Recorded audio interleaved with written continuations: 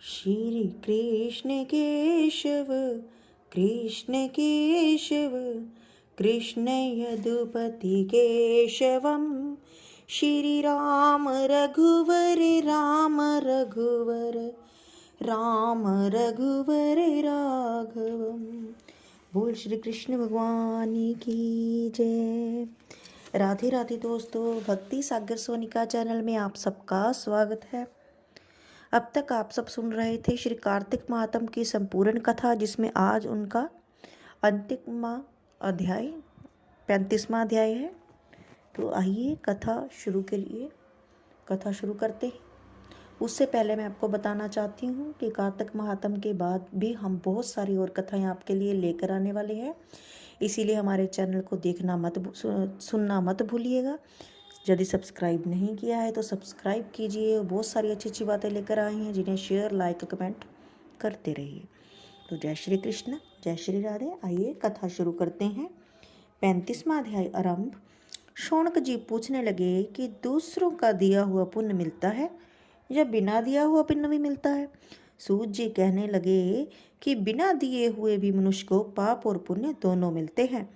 सतयुग में एक के पाप और पुण्य कर्म करने से सारे देश को पाप और पुण्य मिलता है, त्रेता में ग्राम को, द्वापर में कुल को, परंतु कलयुग में केवल करने वाले को ही पाप और पुण्य मिलता है।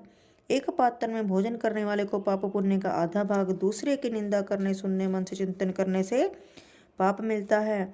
एक पंक्ति में बैठकर भोजन करने वालों को बीच में से जो निकल जाता है वह छठे अंश को पाप को पाता है। संध्या समय सोने या बोलने से पुण्य का छठा अंश चला जाता है। दूसरे का द्रव चुराकर दान करने वाले को पाप मिलता है और द्रव वाले को फल मिलता है। बिना ऋण दिए मारने वाले को पुण्य धन के अनुसार धनी को मिलता है। उपदेश और सहायता देने वाला पाप पुण्य का छठा अंश पाता है। प्रजा का छठा अंश राजा पाता है। शिष्य से गुरु, पिता से पुत्र, स्त्री से पति भी छठा अंश पाते हैं। पति के चित्त के अनुसार धर्म करने वाली स्त्री पति का आधा पुण्य पाती है। इस प्रकार बिना दिए भी पाप पुण्य मिलता है। इसके अनुसार एक अत्यंत पुण्य देने वाला इतिहास सुनो। पूर्व काल में उज्जैनी नाम की नगरी में ब्रह्म कर्म से भ्रष्ट पापी, दुष्ट, विद्धि, रस, कंवल और खाल बेचने वाला, झूठा, जुआ खेलने वाला, मदिरा पीने वाला तथा वेश्यागमी दिनेश्वर ब्राह्मण रहता था। वह क्रय विक्रय के लिए देश देश घूमता फिरता महिष्मति की नगरी में गया और माल बेचने के लिए 1 मास तक ठहरा रहा। एक दिन नर्मदा नदी के तट पर उसने जप और देव पूजन करने वाले ब्राह्मणों को देखा। पूर्णिमा को गो ब्राह्मणों को पूजन तथा दीपदान देखा। शाम को श्री शिव जी के लिए दीपदान महोत्सव देखा। इस पूर्णिमा को दान हवन जप करने वाला अक्षय फल को प्राप्त होता है। महादेव जी और विष्णु में जो कोई अंतर मानते हैं उनकी पुण्य क्रिया निष्फल हो जाती है। धनेश्वर यह सब उत्सव देखता रहा। उसी रात्रि को उसे सर्प ने काट लिया।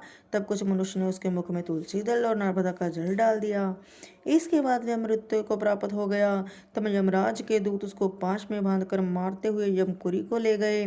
चित्रगुप्त ने उसको क्रोधित दृष्टि से देखकर यमराज से कहा कि महाराज, यह घोर पापी है, इसने आयु पर्यंत कोई पुण्य का कार्य नहीं किया है। प्रभु, तब यमराज ने क्रोधित होकर अपने दूतों को आज्ञा दे दी कि इसको मुग्धरों से मार मार कर कुंभी पाक में ले जाकर खोलते हुए तेल के कढ़ाई में डालो। दूतों ने ऐसा ही किया, परंतु कढ़ाओ में डालते ही उबलता हुआ तेल अत्यंत शीतल हो गया।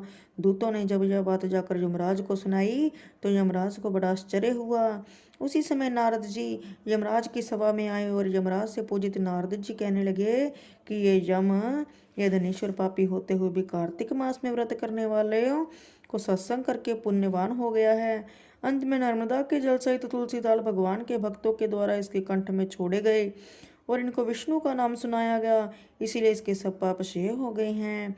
इतना कहकर नारद जी तो ब्रह्मलोक को चले गए और धनेश्वर कुबेर का अनुगामी धन यक्ष हुआ, जिसके नाम से अयोध्या में भगवान गदाधर ने तीर्थ किया। पापों से नरक मिलता है और पुण्य से स्वर्ग मिलता है।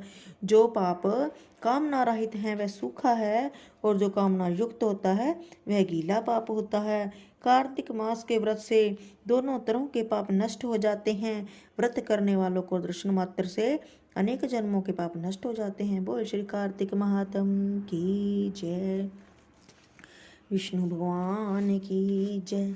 लक्ष्मी माता की जय, बोलो तुलसा रानी की जय। इस तरह से हमने आपको संपूर्ण श्री कार्तिक महात्म की कथा सुनाई और बीच बीच में कहे जाने वाले जैसे कि पथवारी की कथा और पीपल की कथा, तुलसी माता की कथा और भी बहुत सारी कथाएं आपको हमारे चैनल के माध्यम से हमने सुनाई हैं। यदि आपने नहीं सुनी है तो आप सुन सकते हैं। और भी बहुत सारी कथाएं हैं जो हम आपको सुनाना चाहते हैं। अगर आपको हमारी बातें, हमारी कथाएं अच्छी लगी तो हमें सुनते रहिए, लाइक, सब्सक्राइब और शेयर करते रहें। कमेंट बॉक्स में जय श्री राधे जरूर लिखें। जय श्री कृष्ण, जय श्री राधे।